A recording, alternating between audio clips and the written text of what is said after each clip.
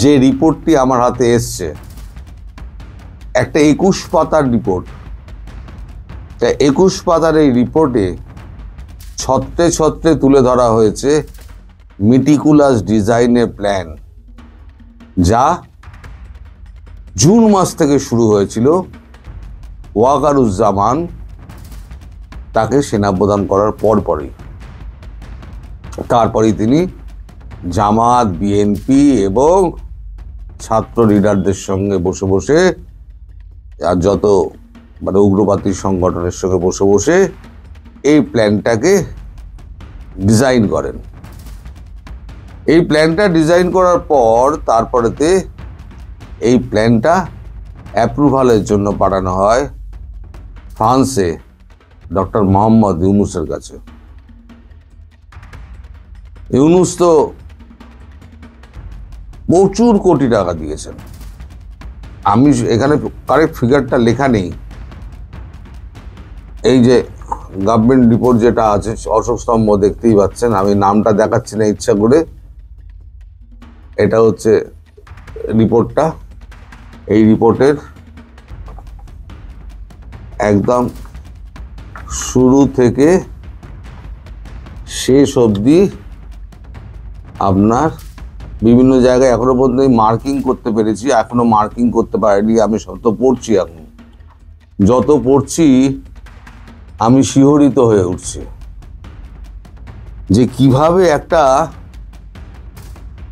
নিরপরাধী একজন দেশপ্রেমিক প্রধানমন্ত্রীকে এইভাবে দেশান্তরী করা যায়। এই পুরোটা যদি আমি পড়ার পর আগামীকাল থেকে অন্তত আমি যদি 20 মিনিট করেও করি, 5টা পর্ব লেগে যাবে শেষ হতে। এর পেছনে কারা ছিলেন, তাদের নাম ধাম, তারা কত অর্থ দিয়েছেন, কার কার সঙ্গে চক্রান্ত করেছেন, কোথায় টেলিফোন হতো, কোথায় মিটিং হতো, এবং সেটাকে এক্সিকিউট করা হলো 4 তারিখ 5 তারিখে কিভাবে। ওয়াকারুজ্জামান পুলিশকে কি করে ভুল বোঝালেন, পুরোটা। এই যে পুলিশ হত্যা, 3500 পুলিশ হত্যার পেছনে সমস্ত মাথায় যা ছিল সেটা হচ্ছে গিয়ে ওয়াকারুজ্জামান। তার জন্য 3500 পুলিশের কিন্তু প্রাণ দিতে হয়েছে। আজ সবার প্রথমে যদি ফাঁসি দেওয়া শুরু হয়, তাহলে ওয়াকারুজ্জামানকে দিয়ে ফাঁসি দেওয়া শুরু হওয়া উচিত। এই রিপোর্ট, যেটা জ্বলন্ত রিপোর্ট আমার হাতে আছে, এই রিপোর্ট যদি আপনারা পড়েন, আপনাদের চক্ষু চড়ক গাছ হয়ে যাবে। আমি দুটো জায়গায় একটুখানি মার্ক করে রেখে দিয়েছি। অল্টারেশন অফ ক্যাপিটাল, কোথা থেকে ক্যাপিটাল এসছিল, অল্টারেশন অফ ক্যাপিটাল।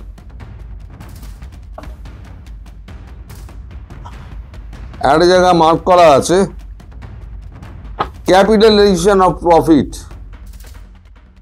মানে এই যারা ক্যাপিটাল ঢালছে তারা কি প্রফিট পাবে, তাদের কাছে প্রফিটের কোন অংশ গিয়ে পৌঁছাবে।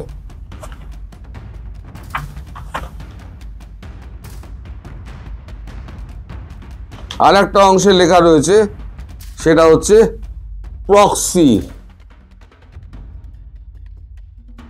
প্রক্সি অর্থাৎ এই প্ল্যানটার পেছনে যারা যারা প্রক্সি ডিজাইন করেছেন তাদের সমস্ত কিছুই প্রক্সিতে আছে, যারা প্রক্সি করেছিলেন। এখন এই যে এত বড় একটা রিপোর্ট, তার ছত্রে ছত্রে এত এত আপনার করা আছে, কি বলে, তথ্য ঠাসা আছে, সেগুলোকে সমস্ত আমার নোট ডাউন করতে হচ্ছে। এক তো বঙ্গানুবাদ করছি, ঠিক আছে, কারণ আমি তো আর ইংরেজি পড়ে তো আপনাকে ইংরেজি ডকুমেন্টারি করছি না, আমি করছি বাংলা। ফলে এগুলোকে আমায় বাংলায় করে, বাংলায় আমাকে নোট নিয়ে আমায় সমস্ত কিছু বাংলায় করতে হবে। তার জন্য আমাকে একটা দিন টাইম দিতে হবে। আমি কালকে থেকে পর্ব 1 পর্ব 2 করে করে আমি কালকে থেকে শুরু করব এই এক বিরাট মেটিকুলাস ডিজাইন। ওয়াকারুজ্জামানের এন্ট্রি হওয়ার পর ওয়াকারুজ্জামান কি করে এই ঘটনাটি ঘটালেন এবং ইউনূস কি করে এর মধ্যে ঢুকলেন, ছাত্র নেতারা কি করেছিলেন, এই ছাত্র নেতাদের জোগাড় করেছিল কারা, বিএনপির কি যোগাযোগ ছিল, জামাতের কি যোগাযোগ ছিল, এবং জামাত, বিএনপি এবং আপনার এই আরও কিছু উগ্রপন্থী নেতা যারা মুখোশ পরে থাকতেন, তারা রাত্রিবেলাতে এই আপনাদের যে স্বরাষ্ট্রমন্ত্রী ছিলেন তার বাড়িতে বৈঠক করতেন। স্বরাষ্ট্রমন্ত্রী কিন্তু জানতেন না এটা, এই যে চক্রটা হচ্ছে তাকে ভুল বোঝানোর জন্য তাকে ব্যস্ত রাখা হতো রাত্রির 1টা পর্যন্ত। 1টা পর্যন্ত ব্যস্ত রেখে একটা ডিসিশন নেওয়া হতো, কালকে আমরা এই জিনিসটা করব। তখন কিন্তু জিনিসটা পাকাচ্ছে সেই সময়তে, এরা ভেতর দিয়ে পাকাচ্ছে পেছন দিক দিয়ে, আর সামনে দিয়ে দেখাচ্ছে আমরা এটা কি করে ম্যানেজ করব। এইভাবে স্বরাষ্ট্রমন্ত্রীকে এইভাবে তাকে এ করা হয়েছে, গুবলেট করে দেওয়া হয়েছে। দিয়ে এবার ভোরবেলা যখন অ্যাকশন যখন হওয়ার কথা, তখন দেখা যাচ্ছে কেউ সকালবেলা ঘুম থেকে উঠতেই পারছে না। এমনভাবে ডিজাইন করে করা হতো যাতে 1টা, 1:30, 2টোর আগে মিটিং শেষ না হয়। তাহলে সেই পুলিশগুলো, সেই আইজি ফাইজি তারা তো ঘরে যাবে, এনএসআই বলুন, তারপরে তো আপনার ডিজিএফআই বলুন, এই যে ডিজিএফআই এও কিন্তু প্রথমে জানতো না, এনএসআইও প্রথমে জানতো না, পুলিশের কেউ জানতো না। জানতো কে? জানতো ওয়াকারুজ্জামান, বিএনপি, জামাতের আর কয়েকজন সন্ত্রাসবাদী উগ্রপন্থী দল। তারা ওইখানে মুখোশধারী উগ্রপন্থী দল বিভিন্ন আপনার সংগঠনের সঙ্গে তারা মিলেছিল। কখনো 13 দল, কখনো আপনার কি বলে জাতীয় পার্টি, এই সমস্ত মুখোশধারী হয়ে তারা ঢুকেছিল। তারা এই সমস্ত জিনিসটা করতো। ভোরবেলা যখন এক্সিকিউশনের যখন সময় আসতো, তখন দেখা যায় যে জিনিসটা দানাই পাকানো যাচ্ছে না। ফলে যাদেরকে ধরা হবে বলে মিটিং করা হচ্ছে, তাদেরকে কাউকে গিয়ে সেই বাসায় যখন পুলিশ গিয়ে পৌঁছালো 10টার সময় কি 11টার সময়, তখন তারা যে যার মতো পালিয়ে গেছে। কারণ খবর তো এরাই দিয়ে দিয়েছে যে ভোরবেলার আগে পালিয়ে যাও, পুলিশ রেড করবে। এরাই মন্ত্র দিচ্ছে, এরাই ভাগাচ্ছে, এরাই আবার স্বরাষ্ট্রমন্ত্রীর সামনে প্ল্যান করছে। সব থেকে অভাবনীয় হলো যখন 5 তারিখ, সেই সময় পুলিশ যখন ব্যারিকেড দিচ্ছে, আমি ওই শেষের অংশটুকু পড়ে নিয়েছি বলে আপনাদের বলতে পারছি। পুলিশ যখন ব্যারিকেড দিচ্ছে, সেই সময় সেনাবাহিনী গিয়ে পৌঁছয় ওয়াকারুজ্জামানের নির্দেশে একজন সেনাকর্তা, তার নামও এখানে লেখা আছে, আমি এখন খুঁজে পাবো না এখন এর মধ্যে, কালকে থেকে সমস্ত নাম লিখে রেখে দেবো। তিনি গিয়ে গণভবন থেকে 8 কিলোমিটার দূরে যখন মিছিল, তিনি গিয়ে পুলিশের ব্যারিকেড তুলে দিলেন। এবার ডিটেকটিভ ব্রাঞ্চ তার আইজির নির্দেশে এবার যখন লাস্ট ব্যারিকেডতে যখন কমিশনার নির্দেশে যখন গড়া হলো, তখন বঙ্গভঙ্গ গণভবনের থেকে আর কি 1.5 কিলোমিটার আগে, সেখান থেকে এক পুলিশ অফিসার, তার নামটাও আমি বলে দেবো, সেখান থেকে এক পুলিশ অফিসারকে ওখান থেকে সরিয়ে দেওয়া হলো, বলো তুমি চলে যাও। কে বললো? ওয়াকারুজ্জামানের সেই নিয়োজিত সেই কর্নেল না লেফটেন্যান্ট জেনারেল, কেউ একটা হবেন, এখানে লেখা আছে। তো এইটার মধ্যে সেইগুলো সব রয়েছে। শেষ মুহূর্তে যখন মিছিল এগিয়ে আসছে, সেই মিছিলকে রাস্তা করে দেওয়ার জন্য পুলিশ বলল ব্যারিকেড খুলে দাও, এই অশোক স্তম্ভ, ব্যারিকেড খুলে দাও, ব্যারিকেড খুলে দিয়ে ওদেরকে ঢুকতে দাও।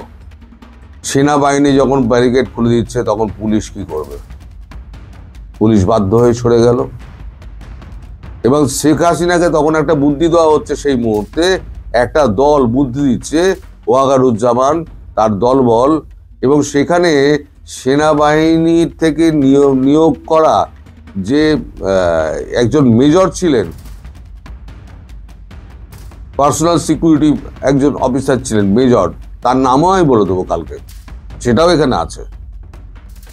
তিনিও শেখ হাসিনাকে ভুল বোঝান যে আপনি যদি এখানে থাকেন তারপরে তাহলে কিন্তু আপনি প্রাণ নাশের চেষ্টা হয়ে যাবে, মিছিল এগিয়ে আসছে। তার আগে পর্যন্ত কিন্তু ওয়াকারুজ্জামান নিশ্চিত করেছেন, আগে রাত্রিরে সকালবেলা নিশ্চিত করেছেন, আপনি নিশ্চিন্তে থাকুন, আমরা দেখে নেব।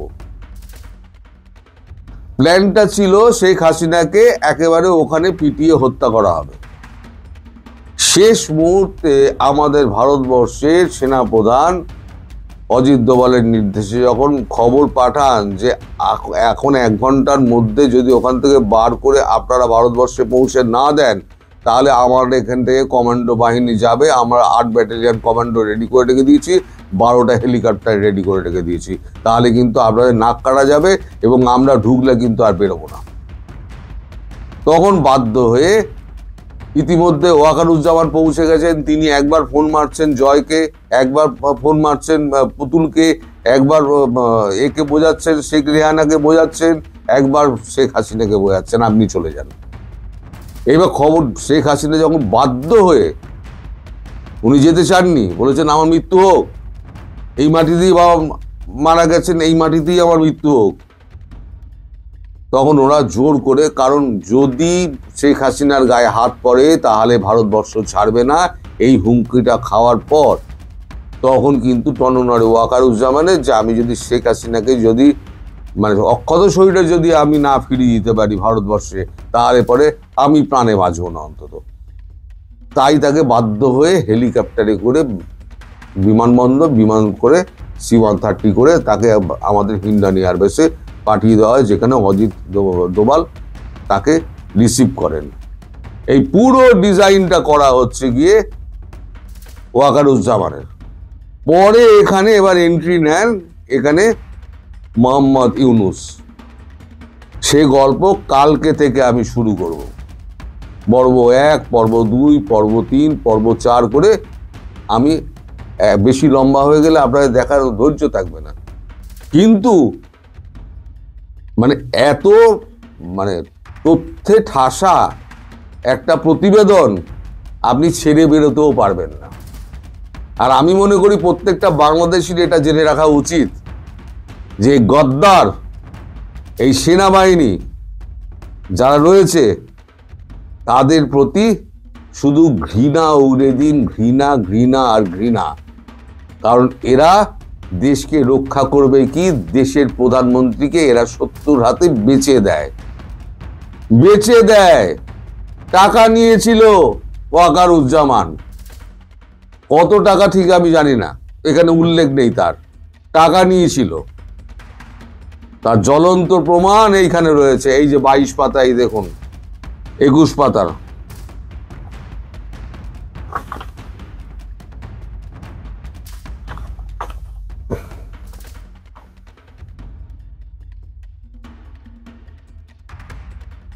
একুশ পাতা দেখুন, এটা 20 নম্বর পেজ, এটা 21 পাতা অবধি রিপোর্টটা আছে। রিপোর্টের সাইনটা আমি দেখাবো না বলে আমি রিপোর্টের শেষ পাতাটা আপনাদের দেখালাম না, কারণ এটাতে আমি আর তুলে ধরতে পারবো না। আমি যদি অন্য ফোন থেকে এডিট করেও করি, এটা কিন্তু আমি তুলে ধরতে পারবো না, কারণ এটা শত্রুপক্ষের হাতে চলে যাবে। তাহলে ভাবুন, টাকার কাছে দেশের প্রধানমন্ত্রীকে বেচে দিয়েছে ওয়াকারুজ্জামান। এই ওয়াকারুজ্জামানকে আপনারা ক্ষমা করবেন? অন্তত ভারতবর্ষ তো কোনোদিন ক্ষমা করবেন না, ওই জন্য ভারতবর্ষ বিশ্বাস করে না। আপনাদের প্রধানমন্ত্রী শেখ হাসিনা তিনি বিশ্বাস করেছিলেন, যেদিন বিশ্বাস করেছেন তার 7 দিন বাইরে থেকে তার বিশ্বাসের মর্যাদা ভেঙে তাকে মারার প্ল্যান করেছিল এই ওয়াকারুজ্জামান টাকার জন্য। আমার তো মনে হয় 1000 কোটি টাকা কি 2000 কোটি টাকা খেয়েছে, ভালো মাল খেয়েছে। না হলে পরে এইভাবে কাজটা করে না। এখন সব গায়ে পইতে দিয়ে এখন আর নামাবলি সরিয়ে সব এখন মানে পুরুতগিরি করছে, সব ফাঁস হয়ে গেছে। আমি পাবলিকের কাছে, বাংলাদেশের পাবলিকের কাছে আমি ল্যাংটো করে ছেড়ে দেবো এই বিএনপি, জামাত আর ওয়াকারুজ্জামানের মতো এই যত দেশদ্রোহী সেনাবাহিনীর সদস্য রয়েছে প্রত্যেককে নাম ধরে ধরে বলে দেবো, প্রত্যেকের। শুধু মানে ভারতের স্বার্থের কারণে আমি এই ডকুমেন্টটা আমি তুলে ধরতে পারবো না। এই ডকুমেন্ট যেটা আছে আমি তুলে ধরতে পারবো না, সেটা ভারতের স্বার্থের বিরুদ্ধে হবে, কিন্তু আমি দেখে বলতে পারবো। ওই কারণে আমি চুপ করেছিলাম, আমি তথ্যটা আসার অপেক্ষায় আমি ছিলাম। আমি বারবার বলতাম না 4 তারিখ থেকে 5 তারিখ হয়ে কি হয়েছে আমার জানা আছে, আমি বলিনি, আমি বলবো না, কারণ আমার কাছে তথ্য ছিল না। বাংলাদেশের রাজনীতিতে একটা অদ্ভুত ভণ্ডামি লক্ষ্য করা যায়। যেসব হুজুর একসময় সুদের বিরুদ্ধে ওয়াজ করতেন, তাদের অধিকাংশই এখন আর সুদের বিরুদ্ধে কথা বলেন না। যেহেতু বর্তমান উপদেষ্টা ডক্টর ইউনূস তিনি সুদের কারবারি করেন, তার গ্রামীণ ব্যাংক সুদের উপরেই চলে, সুতরাং এই হুজুরগুলোকে আপনারা আর ডক্টর ইউনূসের বিরুদ্ধে, সুদের বিরুদ্ধে কথা বলতে দেখবেন না। এই বাংলাদেশের অনেক রাজনৈতিক দল ভারত বিরোধিতাকে তাদের রাজনীতির অন্যতম প্রধান পুঁজি করেছে, অথচ তাদের অনেক দলই তলে তলে ভারতের অনুগ্রহ পাওয়ার জন্য এমন কিছু নাই যে তারা করে না। ইভেন এই যে জামাতে ইসলাম, তারা দেখবেন যে ভারত দখল করে, ভারতের বিরুদ্ধে যুদ্ধে যায়, আবার সুযোগ পাইলে ভারতের একটু অনুগ্রহ পাওয়ার জন্য এমন কিছু নাই যে তারা করে না।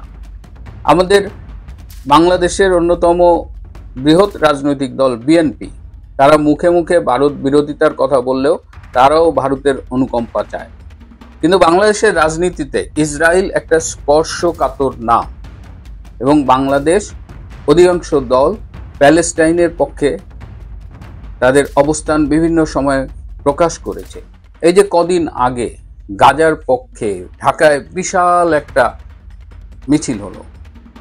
আমাদের 1972 সালের 4 ফেব্রুয়ারি তৃতীয় দেশ হিসেবে ইসরায়েল বাংলাদেশকে স্বীকৃতি দিয়েছিল, কিন্তু বাংলাদেশের পররাষ্ট্র মন্ত্রণালয়ের মাধ্যমে জানিয়ে দেওয়া হয় যে এই স্বীকৃতি বাংলাদেশ গ্রহণ করবে না। বাংলাদেশ ঐতিহাসিকভাবেই প্যালেস্টাইনের পক্ষে, এবং বঙ্গবন্ধু শেখ মুজিবের খুব কাছের বন্ধু ছিলেন প্যালেস্টাইন লিবারেশন অর্গানাইজেশনের চেয়ারম্যান ইয়াসির আরাফাত।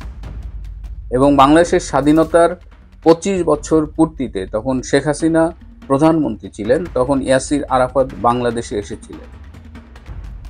কিন্তু আজকে আপনারা জানেন যে বেগম খালেদা জিয়া অসুস্থ, এবং তার আরোগ্য কামনা করে অনেকেই বিবৃতি দিচ্ছেন, অনেকেই দোয়া পড়ছেন।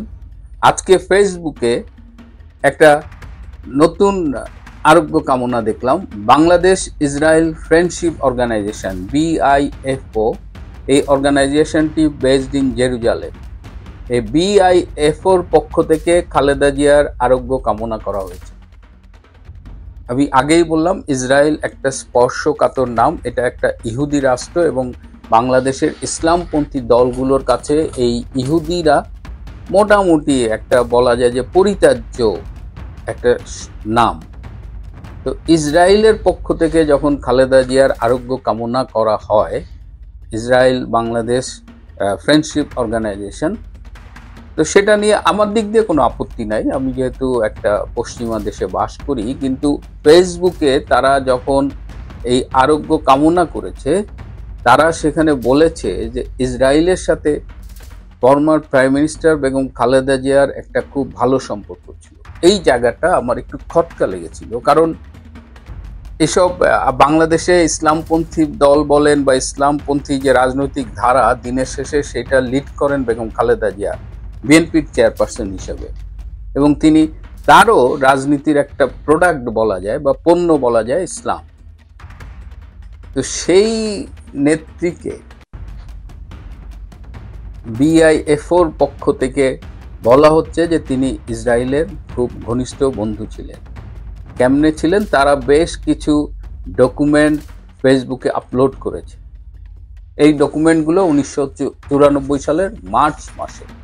এখানে দেখা যাচ্ছে যে ইসরায়েলের সেই সময়ের প্রধানমন্ত্রী আইজাক রবিন বেগম খালেদা জিয়ার কাছে একটি চিঠি লিখেছিলেন। সেই চিঠিটি অবশ্য তারা ফেসবুকে আপলোড করেনি, যেখানে ইসরায়েলের সাথে বাংলাদেশের কূটনৈতিক সম্পর্ক নেই। সেখানে আমরা দেখছি দুই দেশের প্রধানমন্ত্রীর মধ্যে যোগাযোগ, এবং এই যোগাযোগ স্থাপনে বাংলাদেশের সেই সময় ঢাকা 12 এমপি সাভার আসনের মোহাম্মদ নেয়ামতুল্লাহ সাবু তিনি ইনভলভ ছিলেন। আরেকজন ব্যবসায়ী এই যোগাযোগে ইনভলভ ছিলেন, তিনি আলহাজ মোহাম্মদ আকরাম হোসেন। আলহাজ মোহাম্মদ আকরাম হোসেন 90 থেকে 92 সাল পর্যন্ত এফবিসিসিআই এর প্রেসিডেন্ট ছিলেন, ব্যবসায়ীদের শীর্ষ সমিতি। আর দুজনই প্রয়াত। নেয়ামতুল্লাহ সাবু 2014 সালে মারা গেছেন 7ই মার্চ হার্ট অ্যাটাক করে, আর 2018 সালে আকরাম হোসেন মারা গেছেন।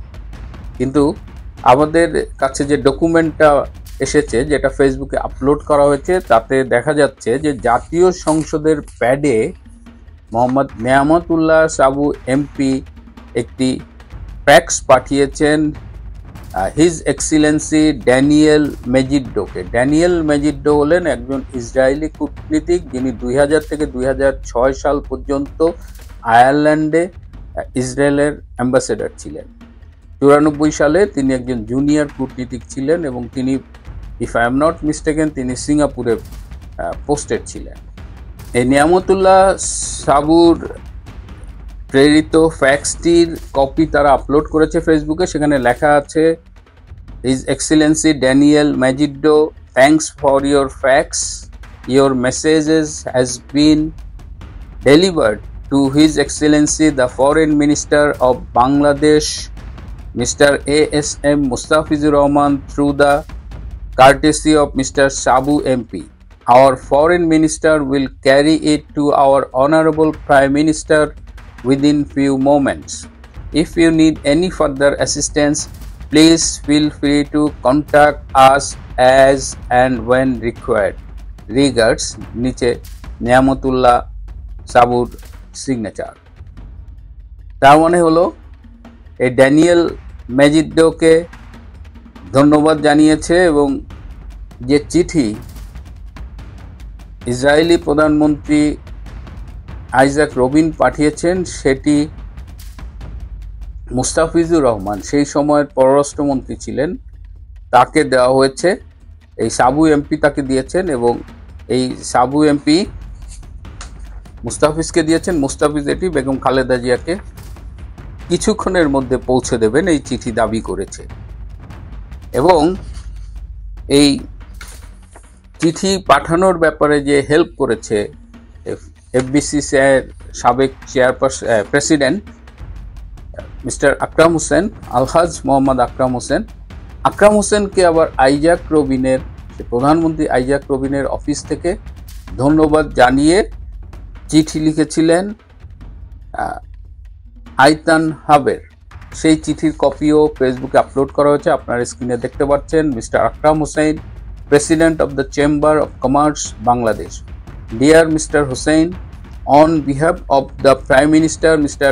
Isaac Rabin, I acknowledge receipt of a copy of your letter to Mr. Daniel Majido relating your role in forwarding Prime Minister Rabin's letter to His Excellency Prime Minister Begum Khaleda Jia. Your efforts are appreciated. কি মনে হয় এই যে আকরাম হোসেন যে জড়িত ছিলেন এই Isaac রবিনের চিঠি বেগম খালেদা জিয়ার কাছে পৌঁছে দেওয়ার ব্যাপারে, সেজন্য তাকে আইজাক রবিনের অফিস থেকে ধন্যবাদ জানানো হয়েছে। খালেদা জিয়ার আরোগ্য কামনা করেছে Bangladesh Israel friendship organization. I don't see any problem with that. কিন্তু আমার যেটা খটকা লেগেছিল, এবং এখন যেটা এই প্রমাণগুলো দিয়ে দেখতাম, যে মুখে মুখে এরা যতই ইসলামের কথা বলুক, এরা নিজের স্বার্থের প্রয়োজনে ইহুদিদের সাথে কিংবা ইসরায়েলের সাথে যোগাযোগ করতেও পিছপা হননি। যত দোষ আওয়ামী লীগের, যত দোষ শেখ হাসিনার, মানে মানে একদম প্র্যাকটিসিং মুসলিম হওয়ার পরেও তাদের ইসলামের শত্রু হিসেবে দাঁড় করানো হচ্ছে, অথচ বাস্তবে আমরা দেখছি যে ভারতের দালালি বলেন এবং নিজের ক্ষমতার জন্য ইসরায়েলের দালালি করতেও এই বেগম খালেদা জিয়ারা কখনোই দ্বিধাবোধ করেননি। এবং 1995 সালে আইজাক রবিন আততায়ীর গুলিতে নিহত হন। এই আইজাক রবিন, আপনারা জানেন যে আইজাক রবিন, ইয়াসির আরাফাত এবং সেই সময়ের বিরোধী দলীয় ইসরায়েলি নেতা সিমন্স রবিন, তারা তিনজন নোবেল পেয়েছিলেন। এবং আইজাক রবিন যখন প্যালেস্টাইনের সাথে চুক্তি করেন, তিনি প্যালেস্টাইনকে অনেক ছাড় দিয়েছিলেন। এই ছাড়টা ইসরায়েলি উগ্রপন্থীরা মানতে পারেনি। সুতরাং একজন ইসরায়েলি আততায়ীর গুলিতে আইজাক রবিন খুন হয়েছিলেন 1995 সালে। এবং 95 সালে আইজাক রবিন খুন হওয়ার ফলে যেটা হয়েছে যে খালেদা জিয়ার সরকারের সাথে যে ইসরায়েলের একটা সম্পর্ক বিল্ড আপ করা হয়েছিল, সেটা সেই মুহূর্তে বাধাগ্রস্ত হয়েছিল। প্রিয় বন্ধুরা, তাহলে কি প্যালেস্টাইন প্রশ্নে খালেদা জিয়া ইসরায়েলের স্বার্থই রক্ষা করতেন?